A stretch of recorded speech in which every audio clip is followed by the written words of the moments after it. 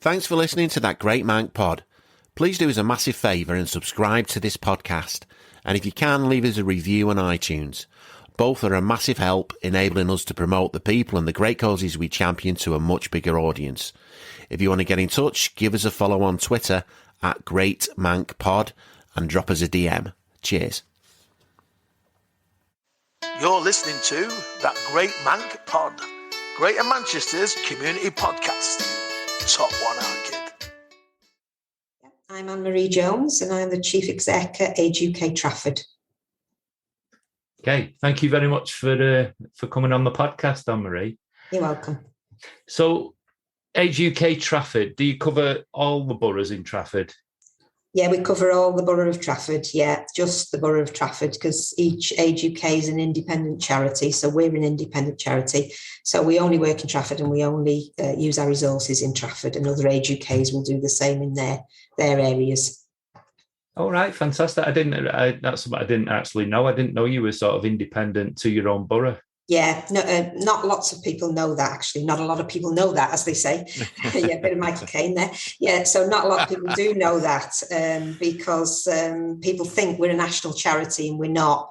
We're a partnership and a brand partnership, and we work together as charities. And obviously in Greater Manchester, we have closer working links as well as charities. And we do some things together. But as a charity itself, we are totally autonomous. We have our own charity number. We're responsible for raising our own funds. Our board is the board of Age UK Trafford will decide the strategic direction of Age UK Trafford, as the board of Age UK Manchester, Oldham, etc. will decide their strategic direction, which may be different in each Age UK. And the resources, because we're not a national charity and we get our resources ourselves, the things that we do are often different, which can be confusing to people out in the real world. Because, you know, if an Age UK does a nail cutting service, for example, for older people, there's an expectation everybody will do it, and everybody doesn't do it because we don't necessarily have the resources to do it, or we might have gone in a different direction strategically. So in Trafford, for example, 25 years ago or more, we decided our main focus would be around supporting people with dementia and their carers, and that we would aim to be the leading provider of services and support for people with dementia in Trafford, and that's one of our main aims. We still have a lot of other services and generic services, but a lot of our work is around that, and also integrating people with dementia into other services as well, so that they're in with people who don't have dementia, because that does two things. That keeps them connected to their community, and it also helps people who don't have dementia and don't come across dementia understand what dementia is and how to behave with people with dementia and what to expect. So, you know, it gets rid of some of that myth about dementia and some of those concerns that people might have in dealing with people with dementia. I mean, it's great to hear this, because, I mean, one of the things, we work across Greater Manchester, so we work in all the boroughs.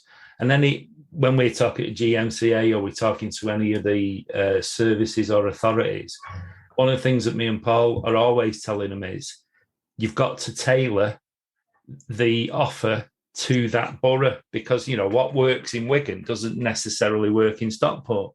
Yeah. And they come up with these generic plans of how everything's going to fit, and it never works because they're not involving the local community, which are totally different. You know, they've got different needs, different makeups, different sort of thing. So it's great to hear that you are run and designed by your local community. Yeah, and with Trafford in particular, it is different from many other places, and a lot, if not all, of the other GM boroughs, because it's almost a false borough in that it's a collection of towns. There is no centre. So you haven't got, you know, a central town that everybody goes to. So in Trafford, you know, people who live around the Altrincham area, they will only go into Altrincham. They're not going to come to Urmston. Sometimes they will. I'm not saying nobody does, but obviously they prefer to have things. That's where they go shopping. That's where they want to be. Whereas in other boroughs, you might have a central town that everybody comes into for their shopping, or, you know, that's where they go for their main. They might go to local shops, but that's where they go for their main shop. We don't have that in Trafford, so we're a bit different in that way. So you do have to, and very often you will have to have at least 2 events. So if you're having some kind of winter warmth event, or you're having electric blanket testing, you'll need to have one in the north and west of the borough, and you'll need to have one in the south end of the borough, because people won't come from the south to the north and west, and people won't go the other way. So, it is like, I don't know if you've ever seen it, it's like Game of Thrones. Yeah, Trafford. I'm from North Manchester originally. You know, me and my wife lived in Stretford, and now we're living in Sale. We've been in Sale for 13, 14 years. I love it. Yeah. But it's weird. Yeah. It is really weird. Brilliant. Yeah. Loads of parks. Access is great. A great mix of communities and people and ages and all sorts of things and cultures. But yeah, it's like, oh no, we can't go there. It's like there's an invisible thing that stops people. Oh no, I couldn't possibly go to the Stretford Arndale. Why? Yeah. Well, it's the mall, and if you tell them it's a mall now. Yeah. It's not. Yeah, they go, oh. Yeah. I'll try that. It's a bit posh, that, isn't it, a mall? It's posh. Yeah, I know, and it's extremes of situations as well. So you can have. We rarely get any kind of, well, when we were in Europe, we rarely got European money in most of the borough, because there are only small parts of the borough that are deprived, as seen as deprived. However, you can be in somewhere like, particularly for older people, you can be in somewhere like Hale, Bowden area, where, you know, you've got the footballers with their mansions and all the rest of it, but you've got an elderly widow who's living in a big house, but is only in one room because she can't keep the rest of the house up. Absolutely. You know, she doesn't know anybody. Her family's moved away, maybe even abroad. She has no access to information. She's afraid to claim anything because they may put her in a home if she does. Yeah. So, you know, and they're very difficult to find, those people in really affluent areas. So it's a strange borough. Yeah, really good point. I mean, people, you're right. I mean, they drive around, they see the big houses, and they make assumptions. I still make assumptions. Yeah. I try to pretend that I don't, but I do. Yeah. Our constituents, if you like, older people, tend to live in those areas as well, and by their nature, local authorities and other funding providers, and with government direction, they are looking at deprived areas, so they will concentrate a lot of resources in, say, Old Trafford, but that's not where all the older people are. That's kind of young, and Partington, younger population, not where all the older people are. The older people tend to be in Sale, Hale, that area. So it's the funding isn't necessarily aimed at older people. I used to say it's not sexy, is it? So it isn't really older people. I think that's why it's, like Damien said, I think it's a fantastic idea. I mean, I'm sure it's got its own issues and problems with you being your own entity, raising funds and stuff like that. But in terms of knowing what's going on in the community, that I think it's a really good model. Just again, not making a generalization, but I think people who've generally got a little bit of money, families, is that, those kids probably have got more chance to go to university, getting jobs, moving away, moving abroad, moving down south, and you're right, it ends up with the mum and dad living on their own. Then if one of them passes, then they're absolutely on their own, and you wouldn't think it when you go past these massive houses. So that's a really good point. Does get you thinking. Yeah, the whole issue of isolation. I mean, I think during the pandemic, I think that became more apparent. I mean, we were doing some work in some housing schemes, and it was like trying to involve digital inclusion, trying to get people to link up, using different technology. We had to adapt to it quick and start doing stuff on Zoom. Yeah. And we were trying to encourage others to do that. But then I was having discussions with housing associations, and they're going, I said, but you've only ever looked after those 6 people that use your lounge. What about Mabel, who's been stuck in her room for the last 20 years and nobody's bothered with it, Yeah. And it raises up that, like you say, it might be a big house, it might be classed as a posh area, it might be, and that assumption that person isn't struggling or isn't using a food bank or isn't, and people do, and they have to. And also they don't know they haven't got the support network around them, have they, Anne-Marie?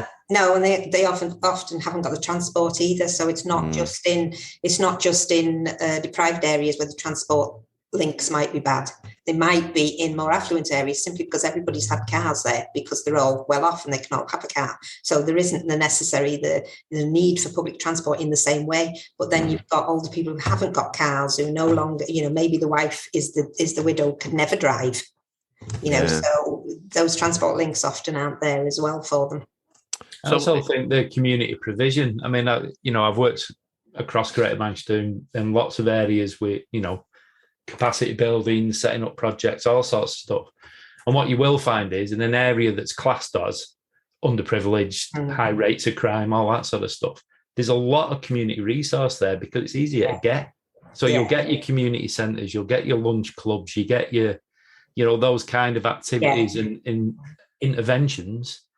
But off the top of my head, I couldn't think of one in Altrincham or one in Hale or one in, where people are calling, but have that friendship and additional support. It's not about the lunch, is it? The lunch just brings you together. Yeah. How do you reach out to those people then in the communities that are hard to? And I know that's a really general question, but I'm just interested as to. I mean, there'll be a lot of word of mouth. So sometimes it will be neighbours who will contact us and say they're worried about this particular person, or it might be family members, and it may be family members not only from, in this country, they may have moved abroad. We sometimes get phone calls from abroad saying, I'm coming over to see my mother and I'm really worried, and what can we do while I'm over here, and what can we sort out for her or whatever. So we'll get that as well. But directly we will go out with advertising. We do use social media. It won't necessarily get directly to the person, but it might get to their family or people that know them. We also will use partner organisations that we work with as well who know about us, and we'll do the same for them as well. So it's making sure people know about them. So if they pick up somebody that they recognise Age UK could support, then they'll forward that person to us as well, refer that person to us as well. So as many ways as we possibly can, really. And most of our staff and volunteers are local people and live in Trafford, so they will also pick up things when they're out and about. Our finance and personnel manager once picked up somebody wandering down her street who she knew perfectly well didn't belong there, and was able to sort that out. And we were able to put safeguarding in as well the next day about that person. So staff and volunteers who live locally are doing those things and telling us about them as well. Yeah, that local knowledge. Yeah. So if somebody does see somebody or they're worried about somebody, what? Now, I can see it in the banner behind it says services for over 50. So it scares me a bit now. I'm 52. I think I've crossed that bracket. But what services could you offer somebody if they rang you up or they was worried about somebody? Right. So we have quite a wide range of services, really. So we have our information and advice service, which will support people over the age of 50 and their carers, even if their carer is younger, because some people, over 50 will need a carer, and it might be a child who's younger. So we will support them with a range of topics, care needs. I'm trying to think. We've got a traders list. We have solicitors that do free appointments as well, so we can give some legal advice. We do benefit checks, and we will complete benefit forms. Resources generally mean that the benefit forms that we complete tend to be attendance allowance for over 65s, which is a really difficult form for people to complete. We just don't have the resources to do working age benefit because CAB can do that and be referred to CAB for that. But we do attendance allowance. We also complete blue badges and things like that. So that kind of thing within our information advice service. We can support people and give them information around how to pay for care, what care assessments will look like, that kind of thing. We've got a falls prevention programme, which has got 13 classes up and running across the borough. So they will be postural stability classes and strength and balance exercise classes. We partner with Trafford Leisure as well. We actually subcontract Trafford Leisure to do some extra classes. So they've just got back up and running after COVID. So we've been running all the way through COVID, but they've just got back up and running after COVID, and they will be providing now a number of extra additional classes as well across the borough. So we're well covered now for falls prevention.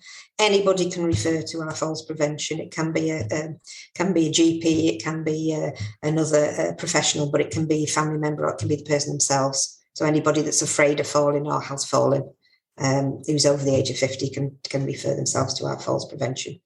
That's I mean, my mum and dad are both in the late 70s. My dad's got myeloma, and you do worry about that falling, because we've had members in the family who have been older than that, who've been in reasonably decent nick, to be fair, and fallen, and it's then they've gone in hospital, and you've just seen them just go right down, and from the, and you can pinpoint it. And with a couple of my relatives, I can pinpoint it to when that actually started to happen. So that's a hugely important. And I don't think people can, I think when you're feeling a little unstable, then people's confidence goes. But that's a really, really. I think that with older people, that's one of the, if not the highest or main reason they end up in hospital is a fall. Yeah. And readmissions as well is then fall again once you fall once you fall again.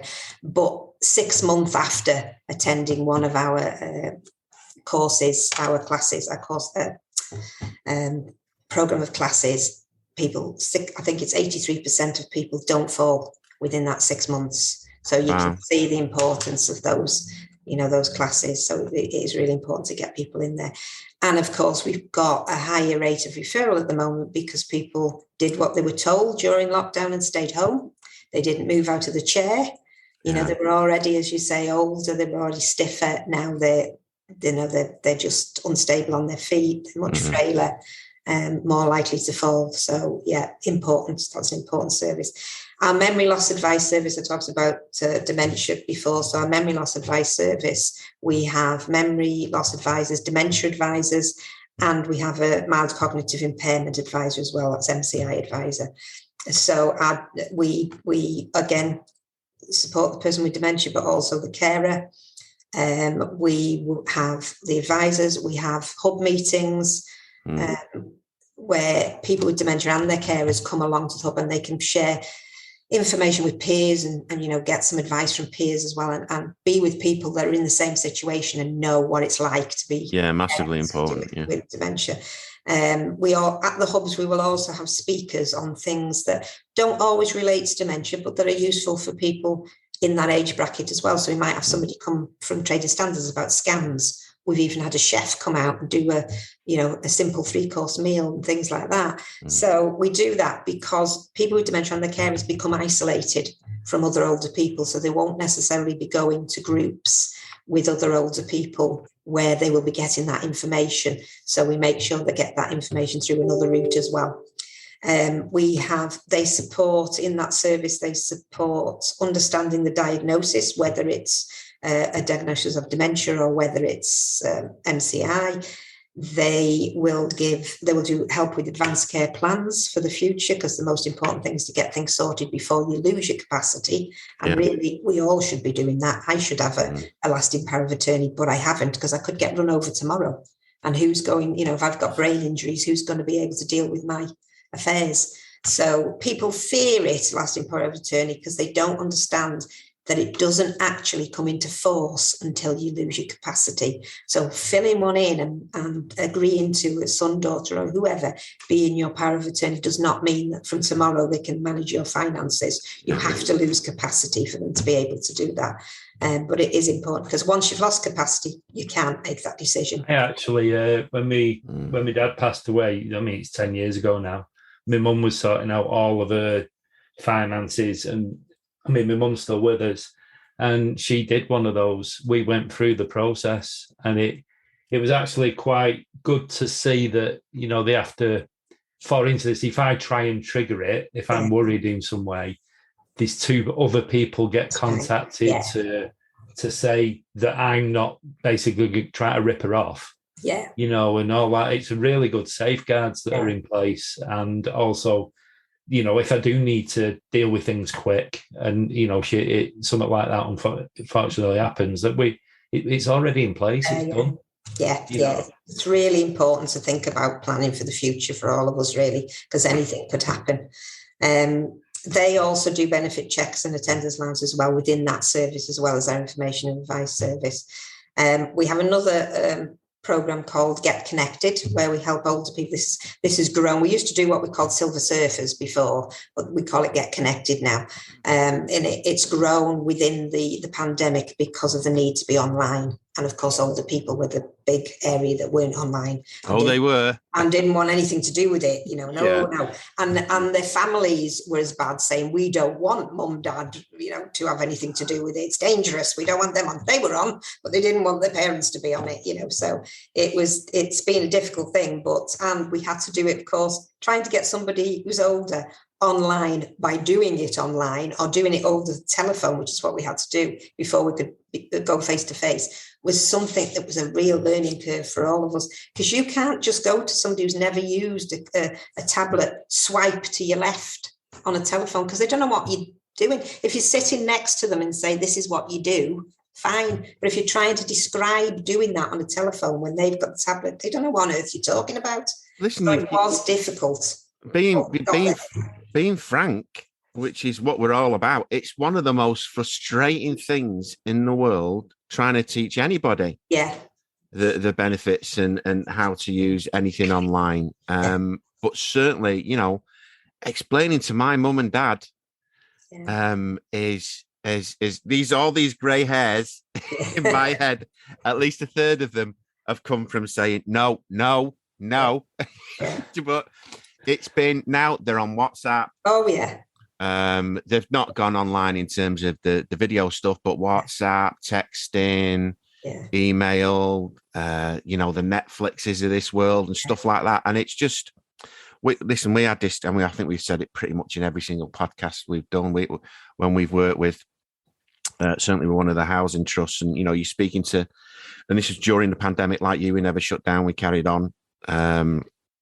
And you're speaking to all the people, and it's like, well, we're trying to set up things where they can go online and do it safely. And there was this kind of, oh no, I'm not doing that. And you get to the point where you've got to say, listen, nobody knew how long that was going to last, and we may well go back into some form of it. Who knows? Yeah, who knows? But it's like, it's not really a choice.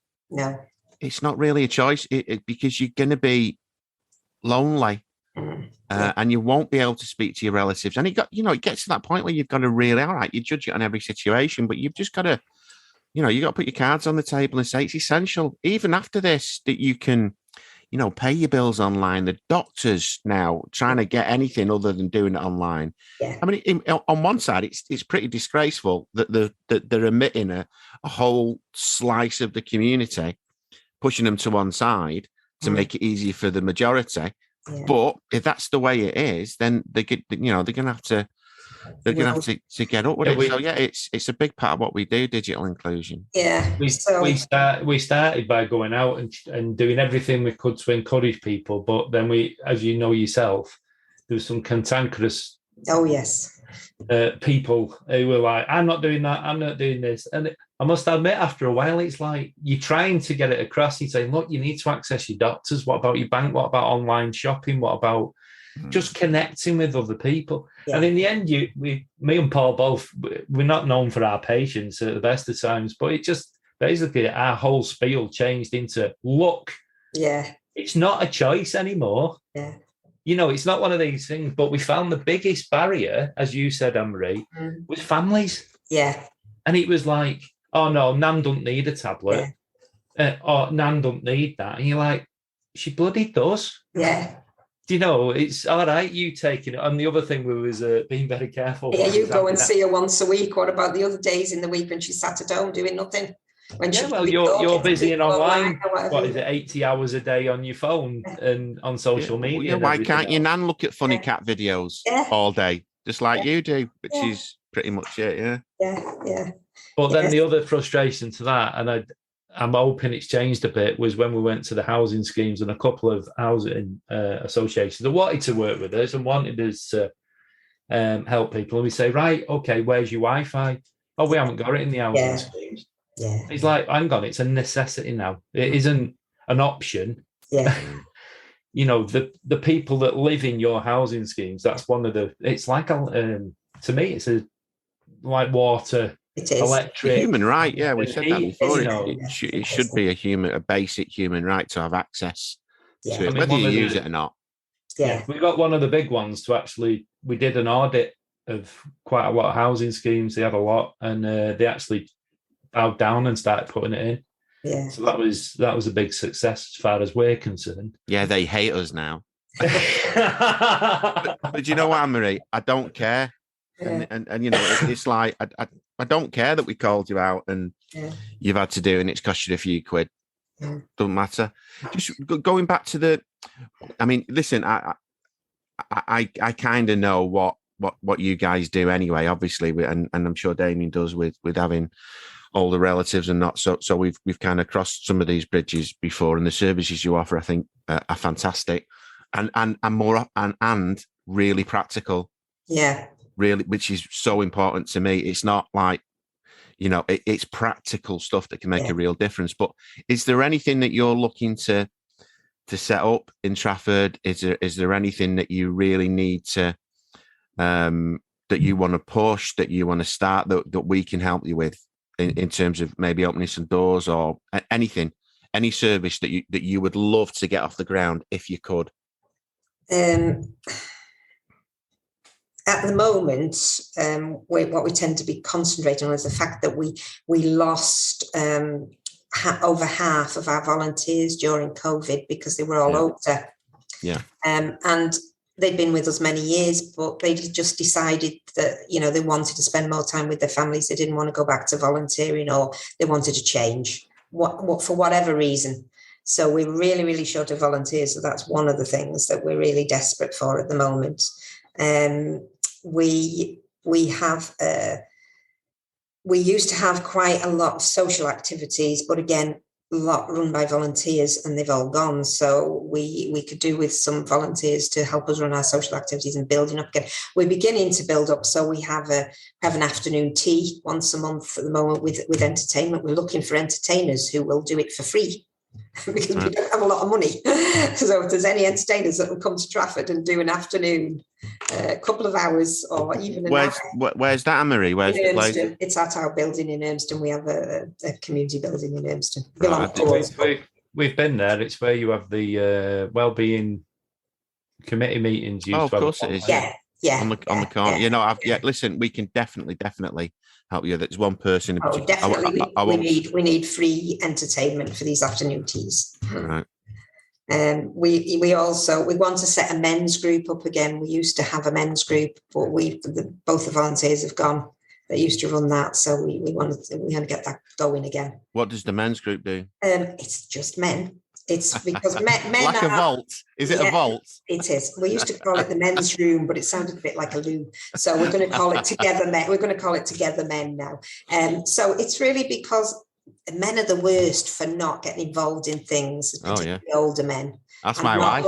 Not looking after their health, you know. Yeah. So it's getting them together in a safe area where they might play some indoor balls. They talk about football. They have a bit of a fight over whether they're City or United, and, you know, all those sorts of things. They have a cup of tea, they have a biscuit. But we also get an opportunity to talk about health matters, to check on them, to make sure, you know, they get all the benefits they're entitled to, and all those kind of things, but in an enjoyable way. And we're going to integrate it this time within our new mental health service. We've got a new mental health service for older people, mental health and wellbeing, because, again, mental health usually seems to end when you get older. Yeah. And it's basically, when you're old, you'd have depression anyway. Nonsense. You know, it's not a guarantee of older age that you're going to be depressed. No. So you shouldn't be. And it shouldn't be the only answer to that is to give you medication. You know, there should be some other ways to deal with that. So we've got a new service, and part of that service we will fit that new Together Men programme within that new service, but we desperately need volunteers to help run it. Right. Well, my commitment, and I'm sure Damien's commitment, is we will push that. I mean, we held one of our first. We get funding, or we get support from GM Culture, which is the 10 boroughs all put money into a pot, and the money's taken out, and we've got money to. We've put a bid in to run 4 creative wellbeing festivals, and we're doing a couple more now. But basically, that's going into a community, looking at the people doing good things, and promoting pretty much like we're doing with you now. Yeah. And our first one was in Trafford. Yeah. And the big thing for us is, as much as, and that was smack bang when the first lockdown started 2 years ago, 2020. Yeah. But it was really, really successful. Now we're always looking to go back to those areas in particular, because it's only me and Damien, and we need to get more volunteers. Don't get him started on that, because he's always talking about that. But legacy is a really big thing for us, not for us personally, but for the charity, to show that we've not just gone in, done a few things and gone away again. So it would be great for us to look at helping you develop that, even if it's the men's club thing or the volunteers in Trafford. So I, definitely will do whatever we can to highlight that. That would be, that would be a real honour. And funding wise, because we have to raise our own funds, because we don't get any core funding either. So we're not a charity that the local authority, CCG, or as it will be, Trafford Integrated Care Partnership, I think, from tomorrow. They don't provide us with core funding. They only fund us for specific projects. So, for example, they fund us for memory loss advice service, but that's just for that. So we have no core funding. So we rely a lot on being able to generate our own income to run the building, pay for staff that aren't funded through projects, key staff, really, that aren't funded through projects. So, and we're facing, like everybody else, we've got a big building here. We're facing an £8,000 a year increase in our utility bill. Wow. Which we didn't expect. Nobody expected it. £8,000. So, that's a big chunk that we've got fines. So, any funding that we can get, any sponsorship that we can get for things, the charity of the year, whatever we can get, we'd be very, very grateful for, because that kind of thing is a big headache for us, really. What are the most successful ways that you've got historically for raising money? Well, we've never had the resources to actually do fundraising, so we've always had to do it by bidding for money and going to trusts and lottery and all the rest of it for it, and doing it that way. We've never actually had the resources to do any local fundraising with any. No. Have you got a fundraiser? Have you? So you haven't got a fundraiser? No, we haven't got a fundraiser. Oh, right, okay. No, we've never been able. We never had the resources to do that. So yeah, it's. We had, when we refurbished this building, we bought this building, refurbished this building, most of that funding came from a big trust the majority of it didn't come from the trust. Majority of it came from the biggest legacy we'd ever had, from somebody that we called the building after her, even though it wasn't required. It was a Miss Sharples, and we called it the Sharples building because that was appropriate. But we don't know why. She didn't even live in Trafford, but clearly something, because it was our charity, our charity number, whereas the other 3 charities were national charities that she left it to, but she left it specifically to us in Trafford. So we either did something for her or we did something for a family member or a friend. And it was a massive legacy for us. And Marie, in this sector, you'll know yourself. You don't know who's buying. No. So we didn't want to waste the money. So we bought the building because we were in a very small building that we couldn't use for anything. We had to hire rooms for things. We couldn't run services from the building. And we decided that we would spend that money on buying a building. We bought this building. We stayed in Urmston because our social capital was here as well. So we'd been here all the time, even though we covered the whole of the borough. And this building was derelict. It used to be a Chinese restaurant. It had been empty for 5 years. It was derelict. We bought it. We then had to raise the funds to refurbish it from a trust, from some local fundraising. We had a really good family who still use our dementia services, who did a lot of fundraising for us, and they brought us 5,000 just on their own, that family, which was great. We had some local, like the Sale Mayoral Fund contributed a small amount towards it, and we had bits and bobs of local funding as well. We had some in-kind stuff from Trafford Housing Trust and from our IT company, so we were able to do it that way. But that's the biggest fundraising thing we've done, if you like. Normally it will only be little things like the odd raffle or something like that. But even when we opened the building and we had standing room only, in fact, the leader of the council couldn't get in. He came late, he couldn't get in. He was right. He was trying to get in because we were just literally out the doors, because everybody wanted to see this new building, didn't they, what was in it?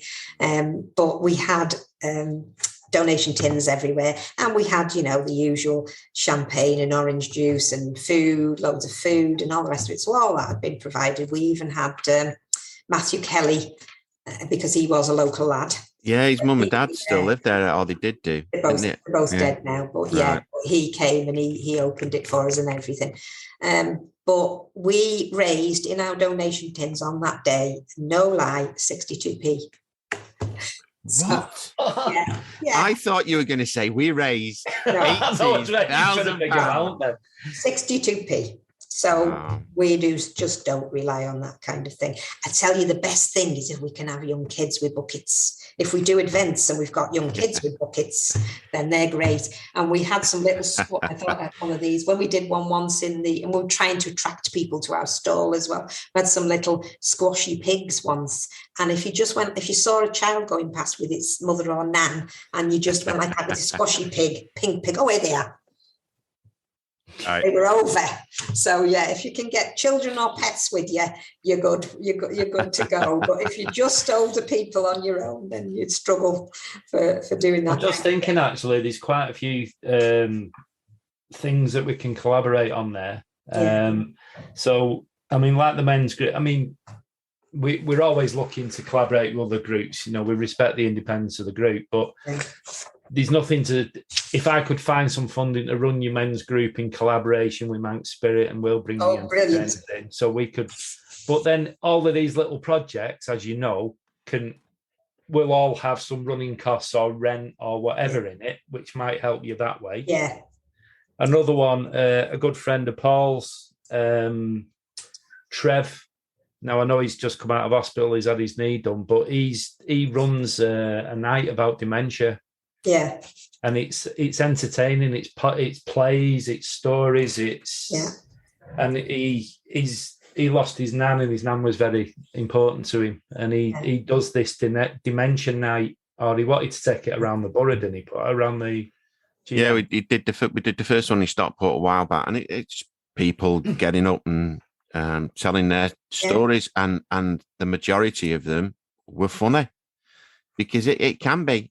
And it was just, really, it was just people who were in that situation able to get into a setting which is not, where it's relaxed and you can talk to people and stuff like that. And we actually had the Dementia UK involvement, but, I'll be honest, they weren't great.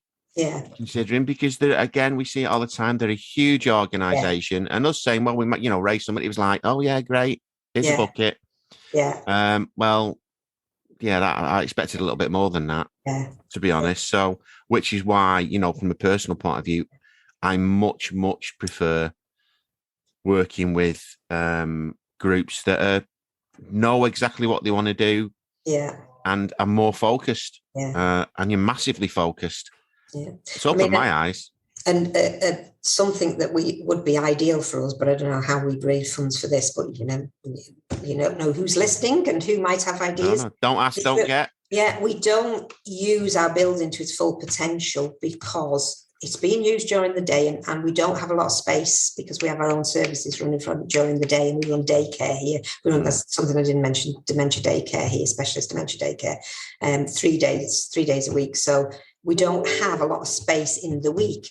but the building is not used on Saturdays. We can't use it on Sundays because for some reason planning refused to allow us to use it on a Sunday. I don't know why. It was a restaurant. It was used all Sunday, but we've never needed to go back to them on that one. So at the moment, but we don't use it Saturdays. We don't use it in the evenings because we haven't got a caretaker. We can't afford one. Right. So, if we could get funding from somewhere for a caretaker, we could open the building to other groups to use and actually generate some income. Because we did generate quite a lot of income in the past through rented rooms, but we haven't got the space to rent very much now because we filled it with our own services in the week. Right. But we've got nobody to actually manage the building, just, open up and lock up like a caretaker would with a community building and make sure it's clean and all the rest of it. And we can't do it with existing staff because we tried that and it just compounds the issue because you have to give them the time back then. So if they stay here in the evening and, sit on the reception desk, it's very expensive to have your chief exec or your finance manager doing that, which we did. But also you have to give them the time back then, and then it compounds the daytime. So we really need funding for caretaker, but where we would get that from, I don't know. But it has, as you say, a legacy to it in the sense that it generates income for us and it opens another space for community groups to use as well. Absolutely. When it's not being used. It's got a car park, which in the evenings and weekends is empty apart from our 2 buses. So yeah, no, I've used that car park. We've used that car park. I was going to say it's a discussion we need to have away from this discussion anyway. But I was just how are you structured? Are you a CIO? Are you a CIC? We're a charity and a company limited by guarantee. Right, because you could do your evening stuff in your weekend as a social enterprise. Yeah, we do still have. We used to do insurance sales, but we don't do that anymore. So we still do have a separate company for social enterprise. You've got a trading structure that you can get. We've got trading. Yeah, we've got trading company. Yeah, it's just on sort of in abeyance at the moment because we're not using it for anything. But yeah, we did used to run our insurance through there, but we kept it because we might have other needs for it in the future. So it's still there, it's still active. Just remind me, because we never had a tour around when we came. What have you got inside in terms of room size and capability? So we've got the big, what we call a conference room, which is split into a big room and a smaller room with concertina doors, so you can open the door and go, and you can go all the way through, so it can be bigger. We use that for our AGM. It's got a fully equipped kitchen in it. We use that for our AGM, and we've had 60 people in there. Right. So 50, depending on what you do with them. If you want tables and stuff like that, it's a smaller number. But if you just got them sitting down, you can take 50 in that big room. Or you can split it and you can use it different ways. We've got another room that's called Silver Surfer, which is a smaller meeting room that'll take about 12 to 15 people, depending how you lay it out. Okay. So you've got us both thinking now, Anne-Marie, how we can... And we've got a small consultation room as well between the two that can be used as well. Right. Yeah. No, you've definitely got us, which doesn't come across well on a podcast. no, it just goes quiet, doesn't it, while the brains are ticking over. They've forgotten what to say now. They've said everything. But no, I mean, listen, I am really impressed. I mean, listen, I've got an idea of what what Age UK does, but you're doing. I think, and I say this a lot. I think a community should be judged. The wider community should be judged on how it treats its veterans in terms of armed forces, and how it treats its older people. Yeah. And we all know there are situations where young people get treated really, really badly, but generally there are things in place to support them, and that's a given anyway. And I don't think we do either particularly well in this country. And then when you get the mix of the older people who've actually helped build what we've all got now, what we all take advantage of now, that just compounds it for me. So and from a selfish point of view, now we're getting older. Yeah, we're kind of looking at stuff that Again, with parents and ourselves, where you think, well, I could be using that service in. It's not only that, Paul. It's the always any projects I've ever done. It's the stories, the experience, the skills of these that people that are older have got. Yeah.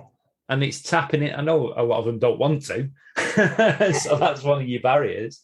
But there's a whole wealth of stories, experience, skills that they've got to offer. If only you could motivate and encourage people to get involved. Yeah, well, that kind of leads us into one of with these particular sessions, which we try to have a little bit of a theme. We're a little bit focused in what we do, and we try to have a bit of a theme when we do these podcasts. And this one is really speaking to people about podcasts.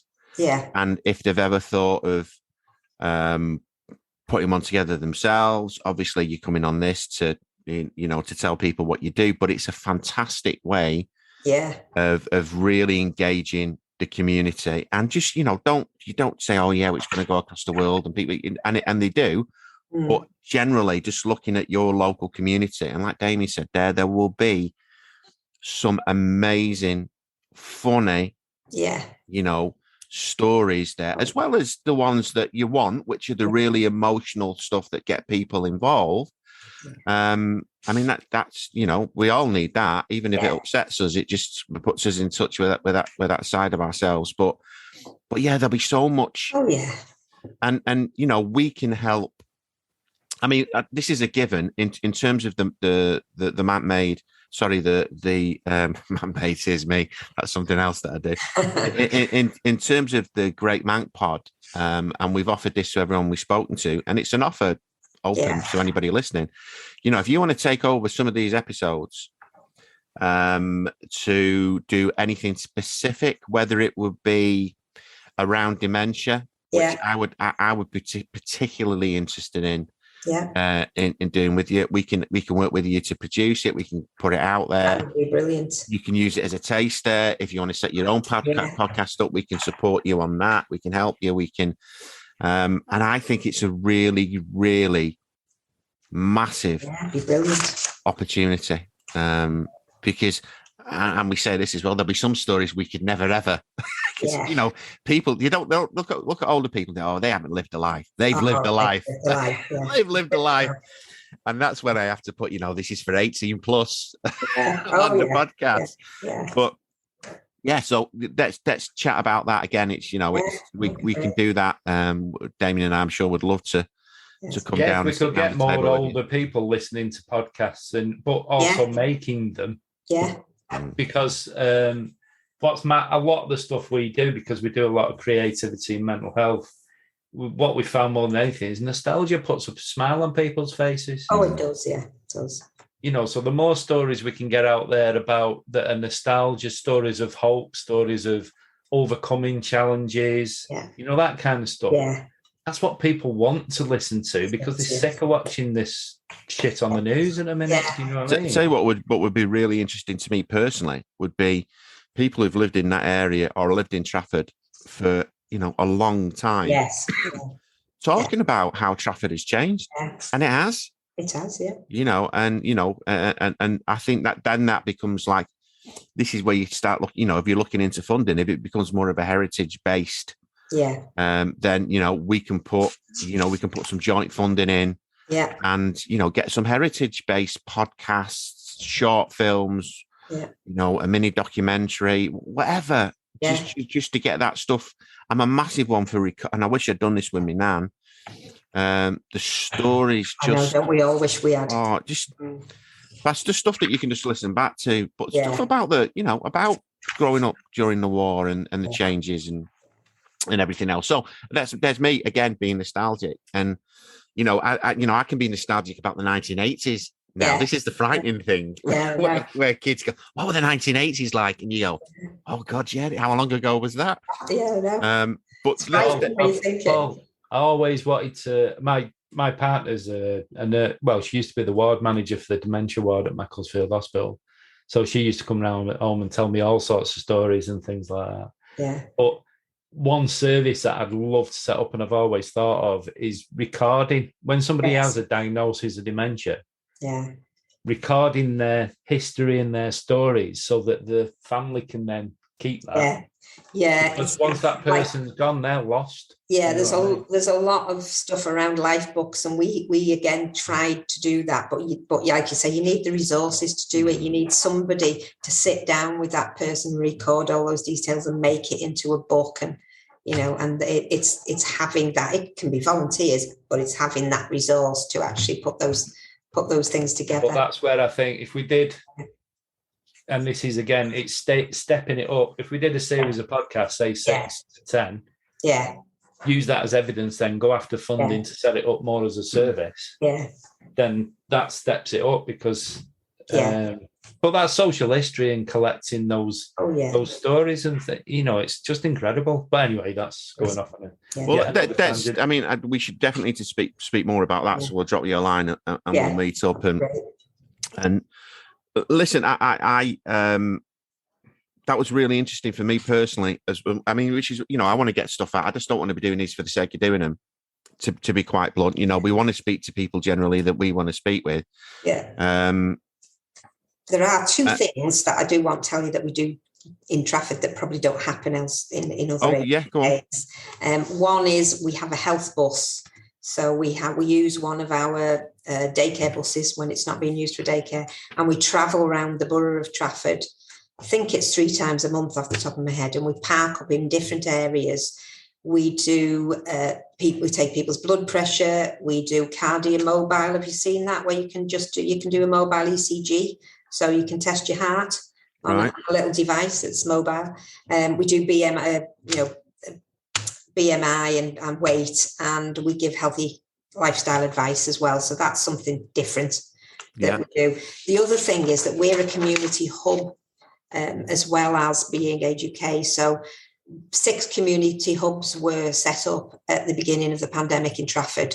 Yeah. And we're one of those 6. So we've been a community hub from the beginning. But the decision is now that those hubs will continue, and they are continuing in a different way. Right. Okay. Yeah. That's been made, has it? Because so the hubs do different things now. So we've been involved we cover the M41 area, so we don't cover the whole of Trafford for the hub.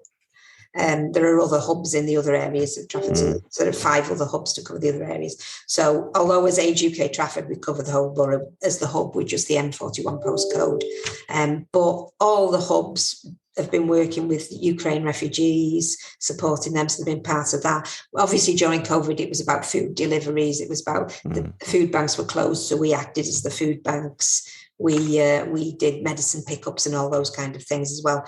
But now we're supporting people with these cost of living increases. We're supporting people who are really struggling with. We've got a household support fund at the moment, which comes to an end in September. And we were talking this morning, what's going to happen going forward with that. But we can help people with fuel top-ups. We can help people with white goods. We can help people with food. We've got Love to Shop vouchers that they can use, all those kind of things. So this is all over 50s, though. This is still aimed at. No, that's all age. The community hub is all age. Yeah, community hub is all age in every one of the 6 hubs across the borough.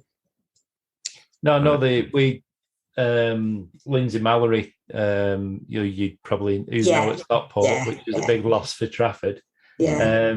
She was really keen to keep the hubs going because they were so good during the pandemic. And I know Thrive are trying to sort out the volunteer stuff and things like that at the moment. Yeah, that's right. So we've been funded through to the end of next March. And then the idea is that we will continue. It's how do we beyond that? But it's I suppose the system of hubs has worked really well, and there's no reason why we should completely stand them down. Just waiting for another pandemic. Let's use them, for the community going forward in whatever way that's appropriate. Listen, we're going to need them more, not less. Well, we'll be doing some as part of ours, because we do have a constituency of older people, and we're Age UK.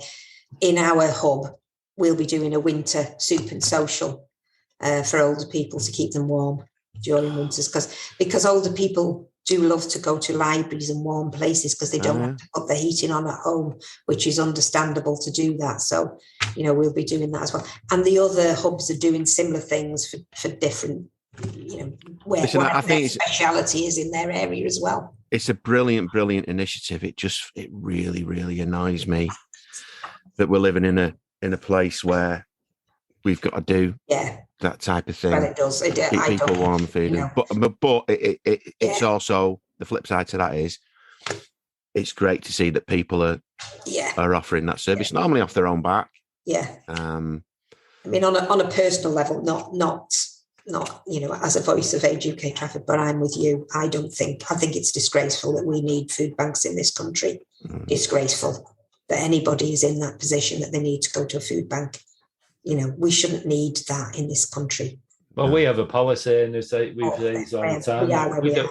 We don't work with politicians. We're not interested. We'll just crack on and get it done, because that's what we do in Manchester. Yeah, yeah. You were mentioning about the Ukrainian.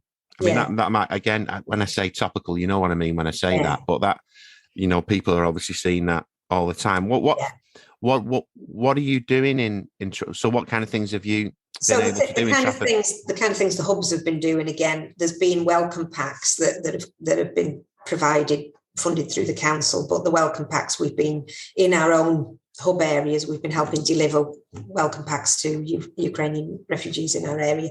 We're the point of contact for them and for their sponsors, so that they can come and ask us for information, travel vouchers, all those kind of things. And also we've been setting up community meetings for them. So in some of the hubs, they've been able to do that within their own building, but because ours is used during the week, we haven't.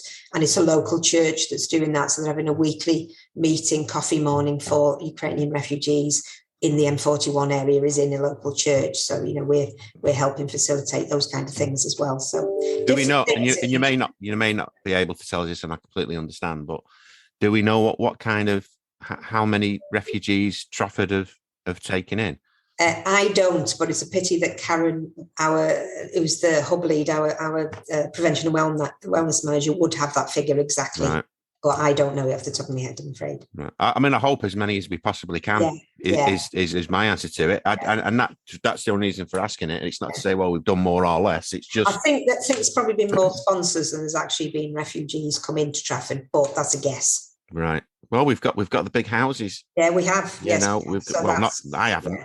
But so you would think that we would, because there are those big houses, and people have come forward, but I don't know. But Karen would know exactly how many have come in, but I don't. That's interesting. Is there any? I mean, we don't normally say this, but I mean, I'll say it anyway. And if it all goes wrong, I'll just cut it out. But have you got any questions for us?